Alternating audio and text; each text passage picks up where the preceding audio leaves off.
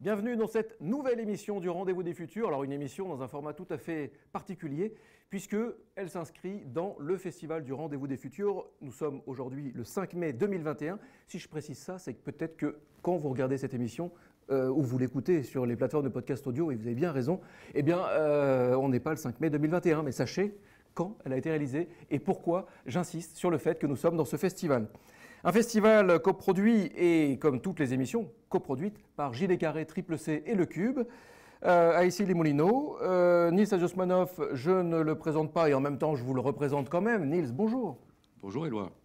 Aujourd'hui, Nils, nous allons parler d'un thème très vaste, donc ça va être un sacré enjeu. Je pose quelques mots-clés comme ça au milieu de la table et puis on va détricoter pendant trois bons quarts d'heure. On va parler d'accélération du monde, on va parler du rôle des médias, on va parler de la distinction probablement nécessaire à faire entre médias et journalistes. Parce que oui, où est l'esprit d'Albert Londres à l'ère des réseaux sociaux, de l'anonymat, de la méchanceté gratuite? Où sont les valeurs du journalisme dans un monde dans lequel les unes sont dictées par des agendas politiques, des sondages binaires, des questions chocs et stériles pour provoquer du clic, de l'audience? Bref, comment s'impliquer, comment y croire, comment suivre de nouveaux types de médias et comment les encourager, comment les faire émerger? Est-ce qu'il est normal que la notion de journaliste soit toujours au même niveau que le métier d'agent immobilier dans le baromètre de la confiance dans les métiers? Bref, tous ces sujets-là, ils sont posés, on va en parler.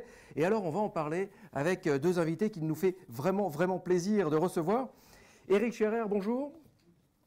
Bonjour, pardon. Alors, moi j'ai une manière de présenter, je suis un adepte de la simplicité évidemment, et du coup j'ai une manière de présenter les invités, j'ai un parti pris très très strict.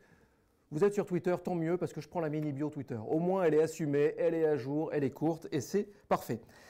Alors même quand c'est en anglais, ou c'est un challenge pour moi en particulier, Eric, vous êtes Spying on the Future and Overseas à France Télé, Corporate Hacker. Ex-AFP, Reuters, Paris, Tokyo, Washington, Londres, Explorer of Digital Revolution, Média, Journalism, Tech. Et c'est vrai, elle est super cette mini-bio parce qu'elle permet vraiment de... C'est le principe de Twitter, 140 caractères, un petit peu moins. Mais... Ça cadre. Un petit peu plus maintenant, mais cela dit, oui. ça cadre. Anne-Sophie Novelle, bonjour Anne-Sophie, nous entendez-vous? Bonjour Nils, bonjour tout le monde. Super. Merci Anne-Sophie, vous êtes en direct du côté de Bordeaux. Alors vous, votre mini-bio Twitter, journaliste, Le Monde, À Changement, So Good Stories, Disclose, Revue Far West, Place to Be, Le 1 Hebdo, Public Sénat, plus Média selon moi, Média Monde moi, pardon. Vous êtes prof à l'ESJ Lille et à l'IJBA, l'IJBA, l'école de journalisme à Bordeaux. Alors, tous les deux, on a beaucoup de sujets à aborder, hein, c'est un dialogue qui s'annonce fertile, comme on dit. J'ai bien envie, Anne-Sophie, de démarrer avec vous, puisque vous avez fait un travail colossal. Vous êtes lancé dans un défi une sorte de cartographie, une sorte de plan d'orientation même, du paysage médiatique. Alors vous l'appelez, vous l'appelez comment déjà? La carte du paysage médiatique français. C'est la carte du paysage médiatique français. Voilà, non, parce qu'il y a des termes, il faut bien dire les bons termes. Anne-Sophie, on va la voir s'afficher à l'écran. Est-ce que vous pouvez nous présenter en quelques phrases où on en est, comment on est? Alors, on voit évidemment la carte, bien sûr. Après, il faut vous suivre sur Twitter. Oui, alors voilà, la carte en fait est issue est arrivée à la fin de mon enquête. J'ai mis 4 ans à travailler sur cette question des médias, de notre rapport à l'information. Et j'ai réalisé qu'on avait très peu de représentation du paysage médiatique français. La plus connue a été faite par Acrimed, elle est actualisée chaque année et ne fait que représenter les médias par les actionnaires et les propriétaires des médias. Donc c'est une sorte d'araignée, une grande toile d'araignée. On voit chaque propriétaire de médias et les médias qui y sont affiliés. Et je me suis dit, mais finalement, moi, je regarde les médias autrement. Et comment est-ce que je pourrais représenter ça?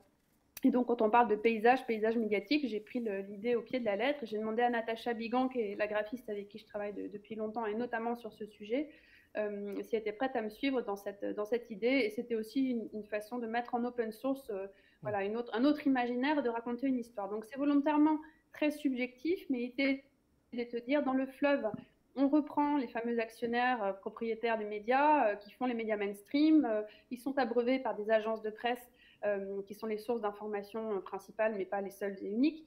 Et voilà, donc ça, c'est ce qu'on voit passer le plus souvent. Mais on a le droit de sortir la tête de l'eau et de se rendre compte que dans ce paysage, il y a des médias qui prennent de la hauteur, que j'ai positionné dans la petite montgolfière. Certains se spécialisent dans l'investigation pour certains, dans le fact-checking pour d'autres. Au centre, on a mis les médias locaux représentés par des bâtiments.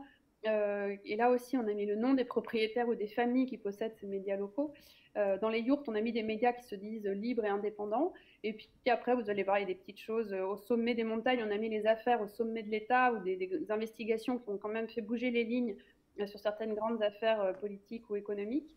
J'ai mis une forêt d'alternatives en bas à gauche, un chemin du journalisme constructif, la presse jeunesse représentée par les jeunes pousses, des médias qui sont plus dans la satire ou le divertissement en bas dans la roue des loisirs. Et puis sur la droite, vous verrez voilà, des médias qui pour moi sont pas très bons. Mais comme je le répète, c'est subjectif. Cette carte est largement perfectible, elle est incomplète. On ne pouvait pas représenter tous les médias. Donc il y a des choses qu'on n'a pas mis, on ne pourra jamais tout mettre. L'idée, c'est que depuis qu'on l'a diffusée en septembre dernier, on a eu énormément de retours. Elle circule, il y a des gens qui la copient, il y en a qui veulent l'imprimer, qui veulent nous l'acheter. On s'est dit qu'on allait travailler sur une deuxième version. Là, je suis en train de chercher un petit peu de fonds pour qu'on puisse rémunérer Natacha, mais je vais trouver un moyen de la rendre accessible, mais de manière actualisée, en prenant en compte l'ensemble des remarques qui nous ont été faites, parce qu'il y en a qui sont assez intelligentes et qui nous ont donné des idées qu'on n'avait pas eues. Mais voilà, à chaque fois qu'on a... Et c'est ça qui est intéressant. C'est ça qui est intéressant, Anne-Sophie, oui. Effectivement, parce que c'est une carte forcément évolutive, à l'image des médias. Le paysage médiatique évolue dans un certain nombre de sens et il faut arriver à y voir clair. Et d'ailleurs, pourquoi c'est important de rappeler les propriétaires des médias, selon vous ? Déjà oui, en effet, le paysage évolue parce que le journalisme est quand même une matière assez vivante et c'est ça qui le rend passionnant. On est obligé de s'adapter en permanence à l'évolution technologique et économique. Les propriétaires, parce que c'est important, c'est un sujet qu'on ne peut pas éviter et surtout en France où on sait que 90% des grands médias sont possédés par des actionnaires ou des entreprises privées et les Français ne sont pas dupes et dans la défiance actuelle à l'égard des médias, c'est souvent le premier argument qui est mis en avant. L'idée était de dire, attention, certes c'est un état de fait, mais ça ne veut pas dire que tous les journalistes sont manipulés et tous les médias n'appartiennent pas à des actionnaires. Et donc moi, mon ras-le-bol, c'était qu'on mette tous les médias et tous les journalistes dans le même sac. Et à un moment, je dis, non, ce sac-là, on ne peut pas mettre tout le monde dedans et mettre le sac à la poubelle. Il faut avoir de la nuance dans ce monde, c'est bien ce qui manque le plus souvent.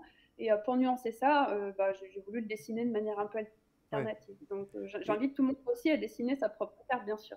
Et vous qui êtes en contact, Anne-Sophie Novelle, vous êtes en contact beaucoup avec la jeunesse, avec les futurs journalistes pour la plupart, à l'ESJ ou à l'IJBA, mais aussi avec la jeunesse globalement. Vous intervenez assez régulièrement dans des écoles. Les jeunes portent un regard, j'imagine, assez particulier sur ce métier et pourtant ils veulent encore faire journaliste. C'est quoi pour eux, journaliste, du coup ? Alors, dans les écoles de journalisme, moi, je me régale. Alors, j'interviens plus sur les questions d'environnement. Je les forme au traitement de journalisme environnemental. Mais c'est vrai que j'interviens beaucoup en primaire cette année parce que je pilote un programme qui allie éducation aux médias, éducation à l'environnement. Et on se rend compte que les plus petits, déjà en CE1, CE2, ont conscience des systèmes de boucles médiatiques avec le confinement et des habitudes informationnelles qui ont changé. Et donc, en parler avec eux est déjà très instructif parce qu'ils ont moins de 10 ans et ils ont déjà beaucoup de choses à dire. Donc, c'est toujours intéressant de voir comment ça se façonne dès le plus jeune âge. Et j'interviens dans d'autres écoles aussi sur les médias et la responsabilité des médias. Et là, moi, ce que je ressens, c'est qu'il y a une jeunesse qui aujourd'hui est un peu déprimée, en colère pour certains. Beaucoup agissent, mais ont l'impression que ça ne suffit pas. Et puis surtout, il y a une lassitude, une fatigue. On parle de fatigue informationnelle, mais chez les jeunes, il y en a qui ne savent vraiment plus où donner de la tête et puis qui en ont ras-le-bol des vieux modèles de débat, notamment sur les questions politiques. Je crois qu'ils aspirent vraiment à autre chose. Donc moi, je leur explique qu'il y a aussi des formats journalistiques et des initiatives qui existent, qui sortent en effet de ces schémas un peu tout faits de débats où plus personne ne s'écoute. Et je pense qu'on peut vraiment arriver aujourd'hui à apaiser, à rentrer dans des controverses un peu plus fertiles que des simples combats d'idées, quoi. Merci Anne-Sophie Novelle. Nils Ousmanoff. Bonjour. Alors moi j'ai eu le plaisir déjà un certain nombre de fois de vous lire, de vous écouter et je trouve que vous avez tous les deux des points communs assez forts et puis évidemment des différences également. Les points communs, c'est que vous êtes tel que je les perçois, vous êtes tous les deux très engagés dans ce que vous faites, et notamment dans la sphère de l'innovation au sein des médias, tous les deux tournés vers l'intérêt général. Anne-Sophie peut-être plus sur le terrain des médias alternatifs, citoyens, participatifs, émergents, et Éric, lui, plutôt au sein d'un grand média, France Télévisions pour ne pas le citer. Et un point qui me semble être le même également, c'est que tous les deux, vous êtes dans quelque chose qui est extrêmement difficile aujourd'hui, qui est que d'un côté, ces médias émergents ont du mal à percer un plafond de verre, vous me direz si l'expression vous convient, et de l'autre côté, France Télévisions, qui est dans le mainstream pour le coup, est un média qui aujourd'hui est entre le marteau et l'enclume, puisqu'il se trouve pris entre ces médias émergents et les plateformes qui arrivent et qui disruptent d'une certaine manière un petit peu le paysage audiovisuel français. D'ailleurs, je ne sais pas si on peut encore parler d'audiovisuel, de radio et de télé, c'est peut-être d'autres termes qu'il faut aujourd'hui inventer. Mais déjà, je voulais un petit peu dire ça. J'ai l'impression que vous êtes un peu les deux faces complémentaires d'une même pièce, dans le sens où vous êtes tourné vers l'intérêt général, le service public, l'innovation, et sur ces deux aspects un petit peu. Peut-être, du coup, j'aurais demandé à Éric, qui fait un magnifique travail au sein de France Télévisions, notamment avec Métamédia, que j'ai le plaisir de lire régulièrement, travail de prospective sur l'évolution de la télévision et des médias. D'ailleurs, une fois de plus, le mot télévision est peut-être déjà désuet. Comment réagissez-vous à ce que je disais tout à l'heure, à savoir, est-ce que vous vous sentez effectivement entre le marteau et l'enclume ou pas? Éric Scherer. Oui et non, bien sûr qu'on est bousculé depuis maintenant une dizaine d'années après la presse écrite, après les journaux papier. C'est un peu autour de la ça fait déjà un moment que c'est autour de la télévision et des radios d'être pris dans la lessiveuse du numérique et pris dans ce tourbillon qui voit les usages des citoyens considérablement changer pour s'informer, se divertir, se cultiver. En même temps, vous l'avez dit, j'ai la chance de travailler dans l'intérêt général. On travaille dans le service public pour, je crois, ce qu'on peut appeler un bien public. Un bien public qui est une information vérifiée, sourcée, de qualité.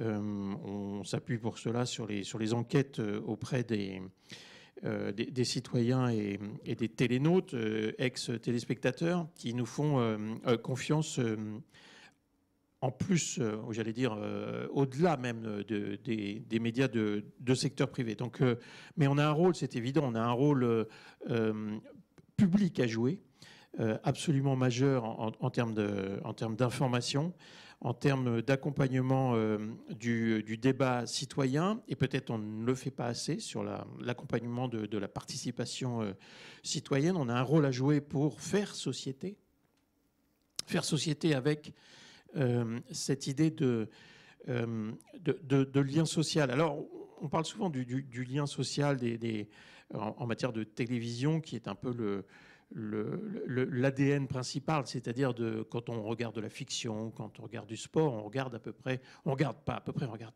tous en même temps la même chose. Et donc là, il y a un lien social informel qui se forme.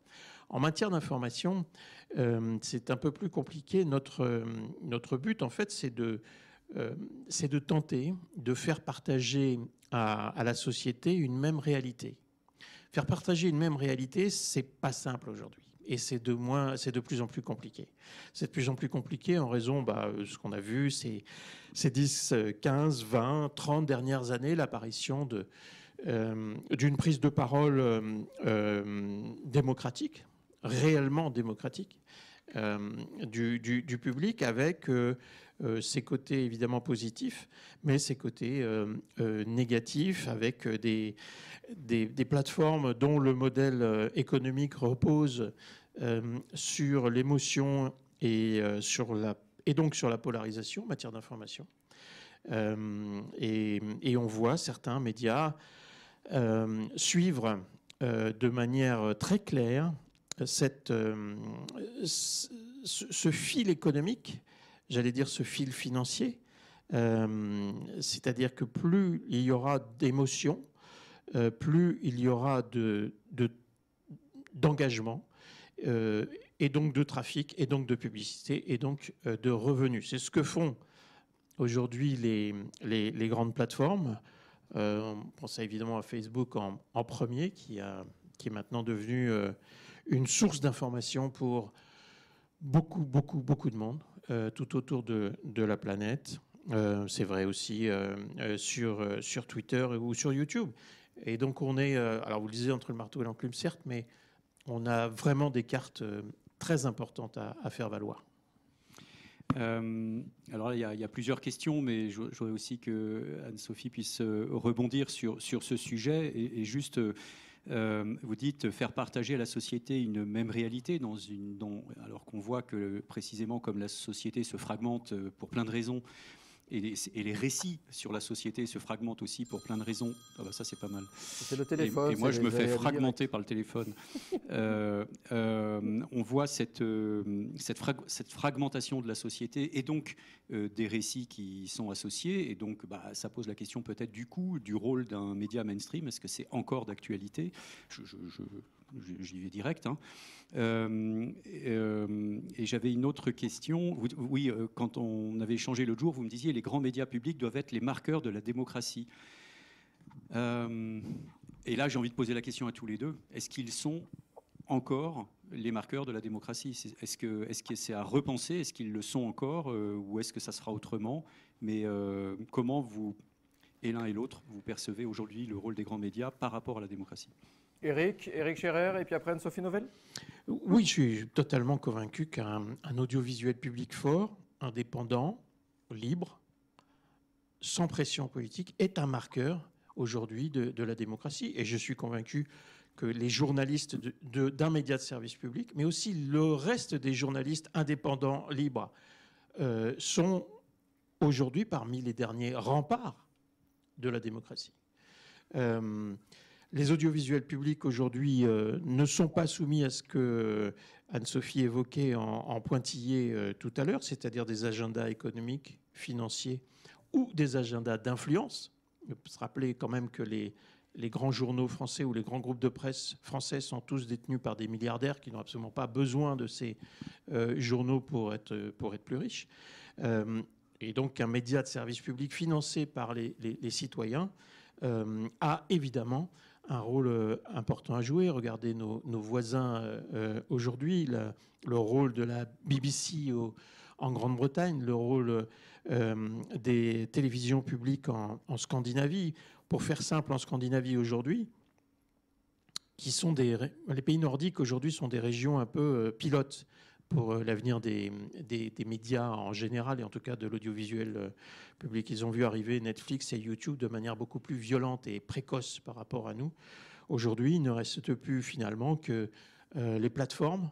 Netflix est donc une consommation à la demande à la carte et un audiovisuel public financé et fort et parfois, pas toujours, l'audiovisuel privé unique financé par la publicité, soit subsiste et reste seul, et donc fait un triangle ou même a déjà disparu. Voilà le paysage qui est en train de se dessiner. Anne-Sophie Novelle. Oui, alors moi, il est certain qu'avec les personnes avec qui j'échange sur ces questions, je leur dis toujours, vous savez, l'information a une valeur. C'est important de lui accorder et d'apprendre à payer pour l'information alors qu'on a oublié que ça avait un prix et un coût et que bien souvent on estime qu'on ne doit pas dépenser. Et je leur dis, vous avez aussi de la chance en France d'avoir un bon service public qui fait de la bonne information et en la matière, on n'est pas à plaindre, il faut toujours relativiser, regarder ce qui se passe ailleurs. Voilà. Ceci étant, si on doit ramener ça à la question du débat de société et de la vie démocratique, je trouve quand même qu'on a des biais dans la façon de traiter ces questions politiques aujourd'hui. Éric évoquait la BBC. Moi, il y a un programme que j'adore qu'ils ont monté qui s'appelle Crossing Divides, où ils mettent à la même table des personnes qui ont des opinions radicalement différentes et ils ont des techniques d'interview où le média devient médiateur et où on arrive à essayer de trouver des terrains d'entente. Les gens souvent arrivent à se rendre compte qu'ils ont peut-être des opinions divergentes, mais que le dialogue n'est pas impossible. Et moi, je suis désolée, mais je trouve que dans le traitement parfois de certains sujets, que ce soit dans des émissions politiques, on ne pose que les mêmes questions. Il n'y a aucune innovation dans la façon de renouveler l'interview politique. Là, en ce moment, on est déjà en train de parler des présidentielles, alors qu'il y a des régionales qui se passent, des législatives bientôt, et qu'il y a plein de choses qui se font sur les territoires. Ça passe sous le scope des journalistes. Et ça, je trouve ça vraiment dommage. Et quand on traite des régionales, c'est toujours en perspective de ce qui va se passer pour la présidentielle. Mais ça, je suis désolée, je trouve que ce n'est pas donné une bonne image. Et puis, si je regarde le traitement de l'environnement, je trouve aussi, par exemple, qu'on a une façon d'en traiter de manière très combative. On va soit mettre des gens en position de héros, de sauveurs ou de gens qui font des choses bien, et sinon, on organise le combat. Et on ne montre pas la complexité du monde et la hauteur politique du débat qu'on devrait avoir. Et moi, je suis un petit peu frustrée de ça, en fait, si je dois partager honnêtement. Et je pense qu'on a donc, en effet, et Eric le disait, des marges de progression en la matière. Et ça, moi, c'est ce que j'attendrai aujourd'hui de France TV ou même de Radio France, parce qu'il y a des choses qui se font qui sont très bien. Hein. Mon propos n'est pas de dire que... Voilà, mais je trouve qu'il y a des petites choses sur lesquelles on pourrait vraiment aller plus loin en termes d'engagement journalistique sur ces questions qui sont profondément politiques dans un monde qui est de plus en plus complexe. Merci Anne-Sophie. Éric Scherer, une réaction? Non, mais 100 fois d'accord. Je partage totalement l'avis d'Anne-Sophie. Évidemment, la forme classique tirée vers la présidentielle est évidemment regrettable. Le fait que les territoires ne sont pas assez mis en valeur. Alors quand même, on a nos antennes, nous avons nos antennes locales, mais pas assez. On a quand même, elle rigole, mais on a réussi à rater les gilets jaunes, c'est quand même assez fort, avec notre maillage. Donc on est évidemment en perfectible. Et puis sur l'environnement, ô combien, c'est évident. On est très très loin du compte, mais on a plein de projets. Et on a plein de projets, notamment pour les jeunes, pour considérer l'environnement non pas comme un sujet à débattre, mais un sujet à défendre, même si on est service public et même si on est en recherche de ce que certains appellent l'objectivité. Je vous propose une petite résonance. Nous sommes dans cette émission Rendez-vous des futurs. Une petite résonance, nous avions reçu il y a quelques années, c'était cette année d'ailleurs, c'était en mode totalement confiné, mais c'était il y a déjà très longtemps, c'était avec Bruno Patino. Et on va le voir, il nous parle de cette nécessité de retrouver le temps long. Et on se retrouve juste après avec Anne-Sophie Novelle et Éric Scherer, toujours ici, dans ce festival Rendez-vous des futurs.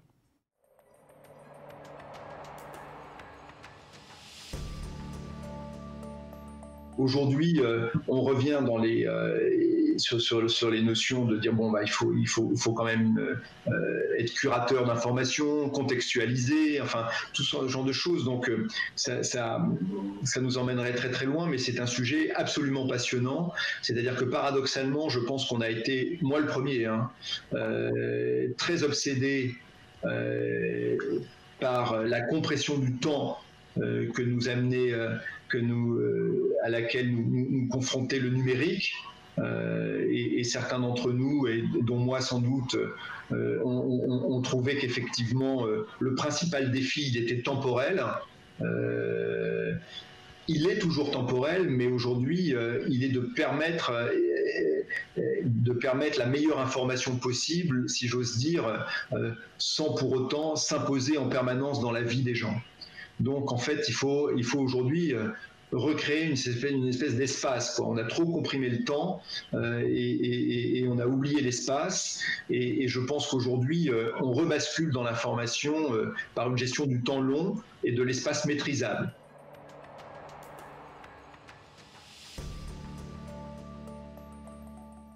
De retour sur le plateau du Rendez-vous des futurs avec Anne-Sophie Novelle et Éric Scherer. Juste un petit rebond sur ce que disait Bruno Patino, cette recherche du temps long, Éric Scherer. Écoutez, le temps long, non, Bruno il a raison sur cette recherche de temps long. Écoutez, on essaye de décliner nos formats, c'est un vilain mot, mais nos formats sur l'échelle du temps. Alors effectivement, on est sur l'information en continu web et télévision, mais peut-être pas comme les autres, on pourra en reparler. Nous sommes sur des points d'information hiérarchisés en milieu et fin de journée qui permettent normalement aux citoyens de faire un point, de se rassembler, de se dire bon, qu'est-ce qu'il y avait d'important aujourd'hui à regarder. Et puis on essaye aussi de traiter la société par nos magazines et aussi d'aller chercher ce que les gens veulent nous cacher par l'investigation. Je pense qu'on est l'un des rares médias aujourd'hui français à pouvoir avoir des équipes et des financements et une indépendance pour aller faire de l'investigation, qui est aussi une des caractéristiques des services publics puissants. Vous ne faites pas partie de ces médias qui invitent en très peu de temps les 10 PDG qui comptent du CAC 40, par exemple, dans une émission à grande écoute non seulement ça, mais ces émissions-là font payer en plus les dirigeants en ce moment. J'ai appris ça récemment. Ils doivent en plus payer pour arriver à l'antenne. Ça s'appelle de la pub. Mais ouais. Bon, enfin, à une époque, on appelait ça comme ça. Anne-Sophie, une petite réaction sur cette notion de temps long abordée par Bruno Patino ? Ah oui, ça, moi, j'en suis une grande convaincue. Le temps est un sujet qui me passionne et dans le journalisme, c'est absolument nécessaire d'avoir du temps pour faire du bon travail, que ce soit en effet de l'investigation approfondie, sérieuse, rigoureuse et qui en plus va chercher, parce que je pense qu'on a besoin aussi dans nos postures journalistiques aujourd'hui d'aller gratter un petit peu ce qui va venir. Donc ça veut dire aussi pas s'occuper que du temps présent, mais d'aller fouiller dans une forme de journalisme qu'on dit être constructive et qui se développe beaucoup outre-Atlantique et de plus en plus ici. Voilà, et ça demande plus de temps, toujours de manière rigoureuse pour approfondir les investigations et les emmener plus loin. Et bien entendu, ça coûte de l'argent. On reboucle avec cette histoire des modèles économiques et de la nécessité de montrer que le bon travail journalistique, il faut aussi le soutenir. Et dans mon enquête, j'essaye de montrer que si les journalistes ont des choses à changer, que c'est une profession qui a souffert de la même manière que les enseignants ou les soignants ces dernières années de conditions économiques qui se sont dégradées, le public doit aussi reprendre la main sur des choses qu'il subit trop souvent. On a vu Bruno Patino qui insiste beaucoup sur cette capture de l'attention. Il est absolument nécessaire que les gens comprennent qu'ils peuvent aussi remettre la main sur ce qu'ils mettent dans leur tête. Et ça passe en effet par une attention plus longue et quelque chose qui est fait en conscience. Donc c'est une clé, cette question du temps. On le voit effectivement que c'est une clé et c'est un thème qui est abordé dans chacune de nos émissions Rendez-vous des futurs, puisque quel que soit le sujet qu'on aborde pour explorer un peu le monde qui nous entoure, cette question du temps et de cette réappropriation du temps qui passe par le respect, par l'écoute, par le dialogue, par non pas la guerre et la confrontation clivante permanente, c'est la clé. Niels, oui, parce que moi j'aurais bien envie de rebondir tout à l'heure sur ce que vous disiez, Anne-Sophie, sur cette émission sur BBC, faire un parallèle avec CNews, mais on le fera après. Oui, juste sur cette question du temps long qui est nécessaire à une controverse de qualité, parce qu'aujourd'hui il y a des enjeux, les enjeux contemporains sont éminemment complexes et intriqués, et que pour arriver à y voir un petit peu clair, ça ne peut pas être fait en 30 secondes, effectivement. Et peut-être que ce manque de temps long favorise des prises de parole qui n'auraient peut-être pas eu lieu autrement. Je pense par exemple à des influenceurs ou des gens qui aujourd'hui prennent un peu le lead dans le débat, en tout cas sur les réseaux sociaux. Et qui peuvent, comme vous le disiez Anne-Sophie, du coup porter des colères et cliver d'une certaine manière le débat au lieu de permettre une controverse. Et c'est là où justement les médias peuvent jouer un rôle, c'est de remettre avec ce temps long du débat de controverse et non pas de quelque chose qui clive la société par des prises de parole en colère, quoi. Est-ce que vous êtes... Anne-Sophie ? Sur la colère, c'est un sujet qui monte en ce moment. Avec les Gilets jaunes, il y a des choses aussi qui ont été écrites à ce sujet. Moi, je m'étonne toujours de cette façon qu'on a de débattre avec des gens qui sont en colère. Il suffit de bien parler aujourd'hui, d'être un bon storyteller storyteller avec une saine colère pour se faire entendre. Et je regrette que du coup, quand on souhaite avoir un débat plus constructif, plus apaisé, qui rend les gens plus intelligents, si on met que des gens qui sont en colère face à face, ça m'étonnerait si on les accompagne pas, qu'on arrive à s'entendre, à trouver un débat duquel on sort avec une opinion de chacun bien exposée, mais aussi des terrains d'entente qui ne sont pas... Voilà. Et ça demande du temps. Et il y a des techniques en fait, d'interview, il y a des techniques de médiation, de facilitation de débat qui existent et que l'on pourrait appliquer à ça. Il est évident qu'après, la colère va s'exprimer sur les réseaux sociaux, mais une juste colère bien relayée, du coup, est relayée ensuite dans les médias. Et on fait intervenir certains influenceurs, certaines personnes, parce que justement, ils savent bien parler de cette manière-là. Pour moi, ça fait appel à nos réflexes reptiliens. Hein. Je pense que c'est pas rien. C'est aussi une façon de capturer l'audience que d'organiser les débats de cette manière-là. De tout temps, l'homme a aimé regarder des gens se battre. Et ben, je trouve qu'on ne fait que reproduire ça. Et vu les enjeux qu'on a face à nous, je trouve ça dommage parce que ça ne fait que participer à la polarisation du monde. Et Éric, on avait eu cette discussion également, et je ne sais pas si vous vous rappelez, on disait peut-être qu'il faut passer du média qu'on écoute au média qui écoute, et comment on arrive à inverser ça justement aujourd'hui dans un grand média comme celui dans lequel vous êtes. Est-ce que c'est possible? Alors, c'est possible, c'est pas facile. C'est pas facile parce qu'on avait l'habitude de parler en surplomb. On parlait, puis on laissait les gens écouter. Et donc on a travaillé sur ce sujet, on est en train de proposer des solutions, on a commencé à le faire.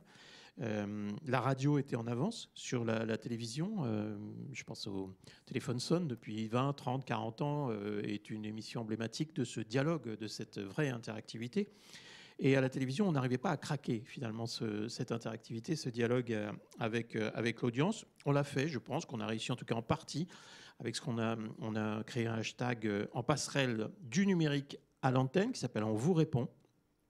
Et désormais, on vous répond dans le 20h, ce qui n'était pas du tout évident il y a encore quelques mois. On vous répond sur la crise sanitaire, sur le Covid, sur l'enjeu du moment. On va développer, on va renouveler ce format-là, l'interactivité, le dialogue et aussi...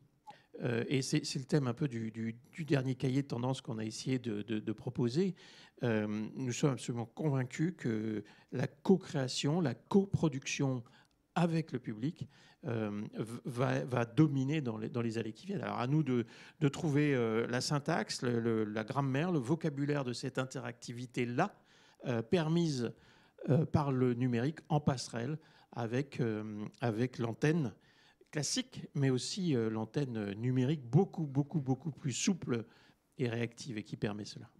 Le numérique, pardon, le numérique juste qui permet aussi la proximité dont parlait Anne-Sophie, qui est vraiment importante.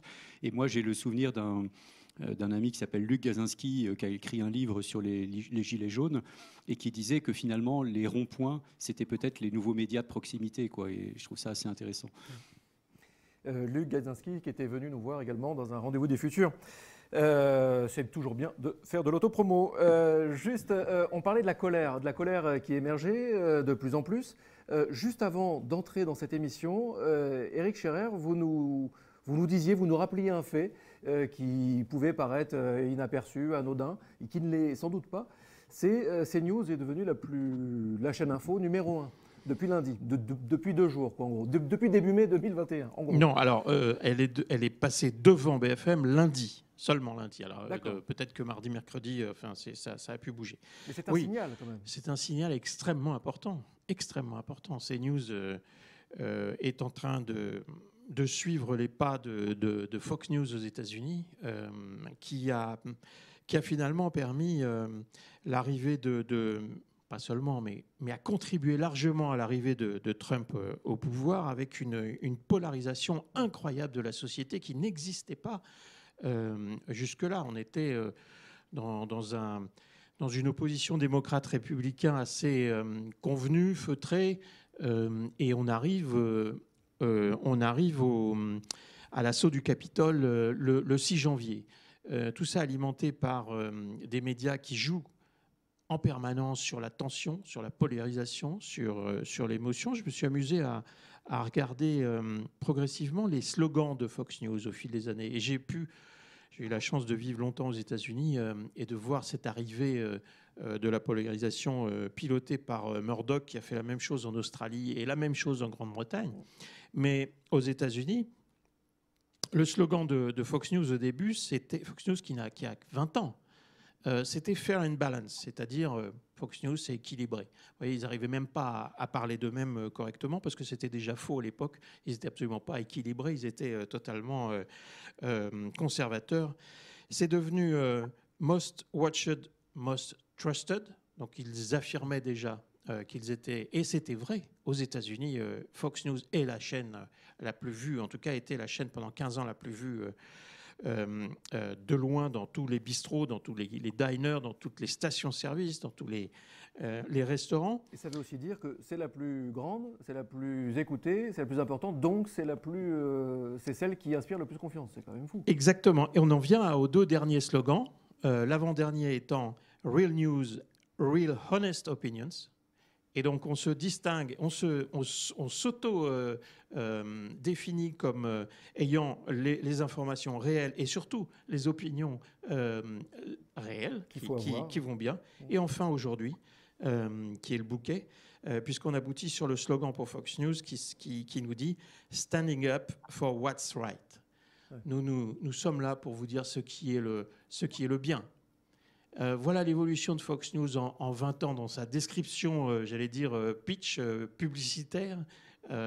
Voilà, donc pour tout ça, pour vous dire qu'effectivement, ce qui se passe en France peut sembler aussi un petit peu inquiétant. Est-ce que j'ai un petit peu de mal à percevoir, Anne-Sophie Novelle, vous disiez tout à l'heure que finalement, les Français, consommateurs de médias, ne sont pas forcément dupes. Je parlais de l'importance de rappeler quand même à qui appartenaient les différents médias et que vous mettez bien dans votre carte du paysage médiatique français. Mais à la fois, ils ne sont pas dupes et à la fois, CNews est passé devant BFM en début de semaine.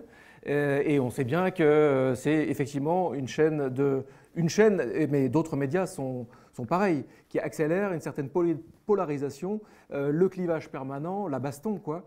Alors, je ne sais pas le slogan actuel de CNews, mais on verra sans doute une évolution aussi. Du coup, je ne comprends pas. Ils sont dupes et en même temps, ils sont pas dupes et en même temps, ils écoutent, ils regardent. Oui, mais ça a toujours été comme ça. On critique, mais on continue à regarder. On est là, mais on continue à allumer ces chaînes d'information en continu. Voilà. Je ne sais pas si parce qu'on est vu, on est entendu. Et puis plus on en parle, plus on participe au phénomène en fait. Donc j'ai pas d'explication rationnelle à ça. Sophie, pardon de vous couper, mais en fait, vous avez fait le lien il y a déjà un moment entre la malbouffe et l'infobésité. On est un peu dans cette histoire-là, quoi. C'est-à-dire qu'on se rend compte aujourd'hui que tous les Français sont écologistes et pour le bio, mais qu'on continue à être dans de la grande consommation de produits. Comment on sort de ça, quoi? Oui, mais cela dit, il y a quand même tout un mouvement qui est amorcé vers une transformation. De plus en plus de marques se mettent à faire nature, à faire bio, à faire du vert. Les médias, est-ce qu'on assiste à quelque chose comme ça? Je ne suis pas certain, Sophie. Moi, si vous voulez mon avis, et si on continue sur cette comparaison alimentaire qui pour moi était la plus facile à comprendre pour intéresser les gens, parce que c'est ce que je dis toujours à mes interlocuteurs, c'est que le sujet de l'information, il y a une telle défiance que s'intéresser à ça, c'est déjà compliqué de vouloir s'attarder sur son propre rapport à l'information. Et pourtant, quand les gens jouent le jeu et qu'ils passent un peu de temps avec moi, après ils me remercient parce qu'ils disent on prend jamais le temps de s'intéresser à la façon dont on s'informe et prendre ce temps-là fait du bien et on se rend compte en effet qu'on peut s'améliorer. Mais je pense qu'on est dans une prise de conscience, qu'il y a un malaise, il y a des gens qui ne s'informent plus et qui l'assument, il y a des gens qui restent addicts à leurs alertes et à leurs notifications et qui veulent tout savoir, et puis il y a ceux qui s'informent mais en fait qui ne croient plus, c'est ce que j'avais appelé la crise de foi. Et comme on en parle de plus en plus, qu'on a souligné le rapport aux écrans, qu'on sait que maintenant il y a de l'anxiété, qu'il y a cette fatigue informationnelle, on sait qu'il y a un malaise dans l'information. Je pense que c'est comme pour la nourriture, quand on a réalisé qu'il y avait un souci de malbouffe ou d'obésité ou d'anorexie, et qu'il n'y avait plus de confiance entre les producteurs et les consommateurs, qu'on ne savait plus d'où venait ce qui arrivait dans notre assiette, voilà, des organisations sont mises en place, on a commencé à en parler, à sensibiliser, et ça a mis 30 ans avant que Slow Food devienne une organisation internationale, qu'il y ait des AMAP, que le marché commence à changer, et c'est pas terminé. Sur l'information, mon avis, c'est pareil. Moi, je pense qu'il y a plein de belles choses à faire du côté des producteurs d'information comme des consommateurs, mais que ceci va nous prendre du temps. Et là aussi, peut-être qu'il nous fera 10, 20, 30 ans, sachant que l'innovation continue, que les réseaux et les nouveaux canaux de diffusion progressent chaque jour, quand il y en aura sans doute plein de nouveaux dans 10 ans et dans 20 ans. Mais ça passe par un travail d'éducation. Alors des plus jeunes, certes, c'est facile de dire ça, mais voilà, les études prouvent aussi que les fake news ou un certain nombre d'informations circulent vite, et c'est pas forcément les plus jeunes. Moi, tous ceux avec qui je parle, voilà, ont bien conscience de ce qu'ils regardent, doutent de tout, alors que souvent c'est plutôt les plus âgés qui se retrouvent avec des outils qu'ils ne connaissaient pas avant, ils sont peut-être moins aguerris et qui ont tendance à diffuser un peu plus rapidement des fausses informations. Donc voilà, il faut que ça infuse dans la société, il faut qu'on en parle. Je pense que d'autres ouvrages et d'autres initiatives vont émerger dans les mois et les années qui viennent pour alerter et continuer à sensibiliser autour de ça. Ouais. Là, j'intervenais dans une classe, une grande école de commerce à Nantes la semaine dernière, et ils sont en train d'ouvrir des postes justement sur ces questions de rapport à l'information. Je trouve ça intéressant qu'ils s'emparent de ça, parce que ça devient une clé, et que voilà, on disait tout à l'heure, il faut différencier médias et journalistes, et c'est vrai, aujourd'hui tout le monde peut devenir une bouche médiatique, mais le travail de journaliste rigoureux, qui prend du temps, qui vérifie l'information, tout le monde ne peut pas le faire. Donc c'est très bien d'avoir des professionnels amateurs qui trouvent des formats qui sont créatifs, qui créent des médias, je trouve ça génial, mais la déontologie journalistique, l'éthique avec laquelle on fait notre métier, elle est essentielle aussi pour continuer à avoir des interlocuteurs de confiance, de qualité, et ça, il faut continuer à le défendre plus que tout. Merci Anne-Sophie. Effectivement, on le voit bien, et en toile, en creux, là, on voit bien quand même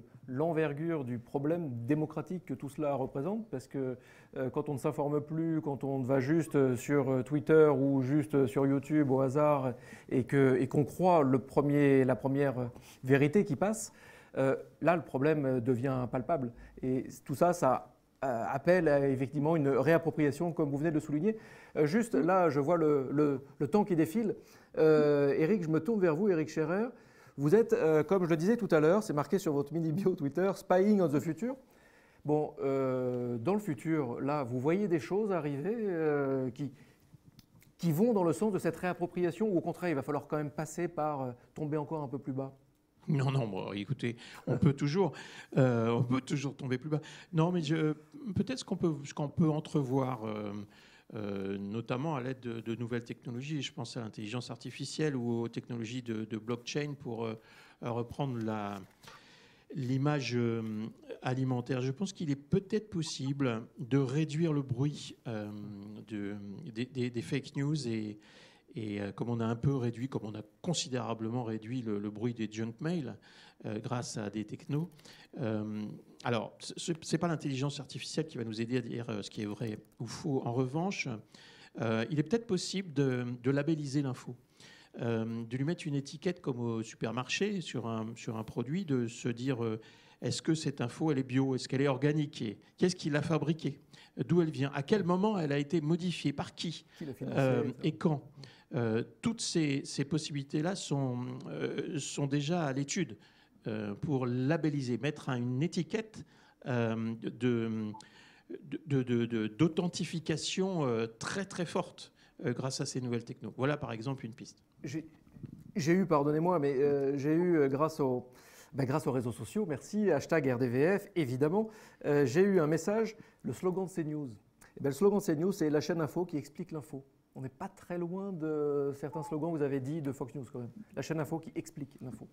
Niels, pour le mot de la fin. Non, mais moi je voulais juste te dire que j'ai hâte d'avoir mon application Yuka des médias. Ah oui. Voilà, et où j'irai et je ferai clac et je saurai exactement s'il y a des bons produits ou pas dans l'information. Merci Niels Aziosmanov, merci Éric Scherer, merci Anne-Sophie Novelle, merci d'avoir joué le jeu de cette émission. Merci. Merci à nos coproducteurs JD Carré, Triple C, Le Cube. Vous retrouvez cette émission en vidéo et en podcast audio sur toutes les bonnes plateformes. Et puis comme d'habitude, si vous le souhaitez, aimez, commentez et ensemble, partageons le changement.